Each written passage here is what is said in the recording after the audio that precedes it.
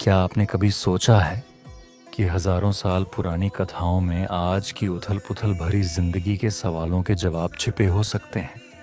क्या रामायण, महाभारत या पुराणों की बातें सिर्फ कहानियां हैं या फिर हमारे लिए किसी आईने की तरह हैं जो आज भी हमें दिशा दिखाती है? मनुष्य हमेशा से कथाओं का प्राणी रहा है। गुफाओं की चित्रकारी से लेकर आज के सोशल मीडिया तक हम कहानियां सुनते और सुनाते आए हैं, क्योंकि कहानियां सिर्फ मनोरंजन नहीं देती, वे हमें पहचान, अर्थ और जीने का रास्ता देती हैं। हिंदू मिथक, रामायण, महाभारत, भागवत और पुराण सिर्फ देवताओं और राक्षसों की कहानियां से नहीं है। ये हमारे भीतर चल रही लड़ाइयों का प्रतीक है। हर पात्र, हर प्रसंग हमारे मन और समाज की गहराइयों से जुड़ा हुआ है। जरा सोचिए, महाभारत का युद्ध सिर्फ कौरव और पांडवों के बीच नहीं था। यह धर्म और अधर्म, लोभ और त्याग, मोह और विवेक के बीच की टकराहट थी।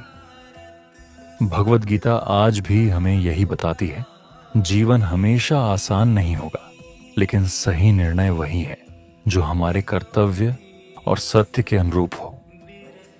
रामायण में राम केवल एक राजा नहीं, बल्कि मर्यादा पुरुषोत्तम है, जो हमें बताते हैं कि शक्ति का असली अर्थ दूसरों पर शासन करना नहीं, बल्कि अपने भीतर की इच्छाओं और क्रोध पर नियंत्रण करना है।